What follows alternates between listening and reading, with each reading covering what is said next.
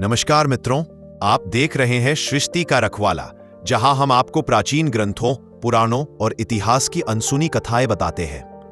Video शुरू करने से पहले चैनल को सब्सक्राइब करें, बेल आइकन दबाएं और कमेंट में लिखें जय श्री राम। शूर्पणखा का जन्म विश्रवा ऋषि और कैकसी के घर हुआ। इसी कुल में रावण, कुंभकर्ण और विभीषण जैसे शक्तिशाली पुत्र हुए।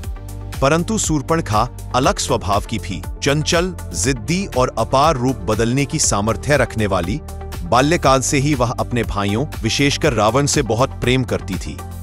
जिस समय रावण विश्व विजय के मार्ग पर था, शूर्पणखा ने विवाह किया विद्युज्जिह्व से, एक अत्यंत शक्तिशाली राक्षस, तांत्रिक विद्या, माया विद्या और उच्चाटन का माहिर। कहा जाता है कि विद्युज्जिह्व रावण का शत्रु था। उनके बीच सत्ता, वर्चस्व और तंत्र विद्या को लेकर गहरी शत्रुता थी। इसलिए शूर्पणखा का विवाह रावण को कतई पसंद नहीं आया। रावण हमेशा इसे अपनी सत्ता के खिलाफ विद्रोह मानता था। लेकिन अंततः जब रावण विश्व विजय के लिए निकले तो रावण ने अपनी बहनोई को आदेश किया कि तुम लंका की रक्षा करो।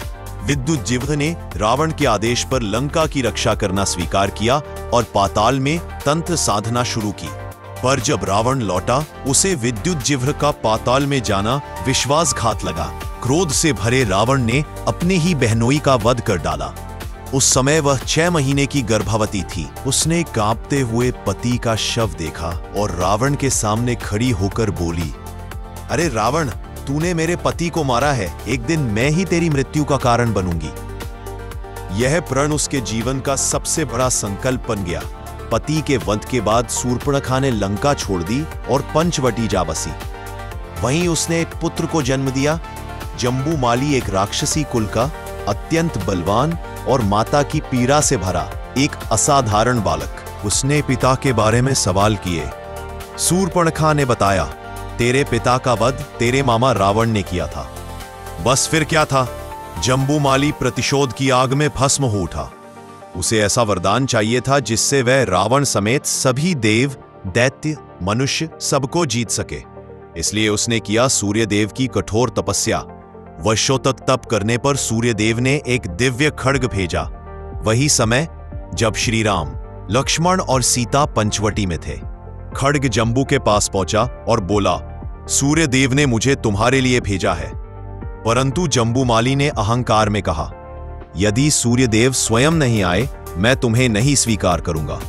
खड्ग लौट गया और उस समय वहां पहुंचे लक्ष्मण।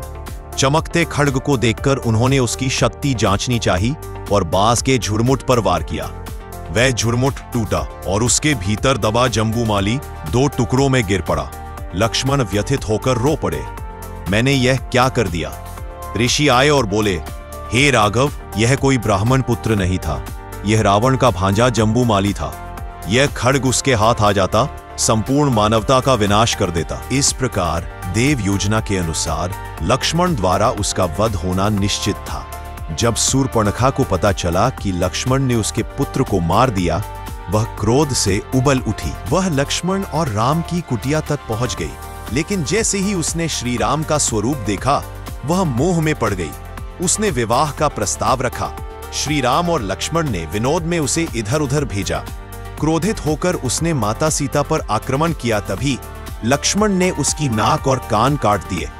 यही घटना अंततः महान राम रावण युद्ध की नींव बनी। यह कथा वाल्मीकि रामायण, रामचरितमानस, रंगनाथ रामायण सहित सभी रामायण के अंशों को इस वीडियो में लिया गया है। दक्षिण भारत की रामायण, शूर्पणखा का पुत्र का नाम आता है शंभु कुमार, लेकिन सभी में एक बात समान, शूर्पणखा का पुत्र अत्यंत शक्तिशाली था। आज के लिए इतना ही। जय श्री राम।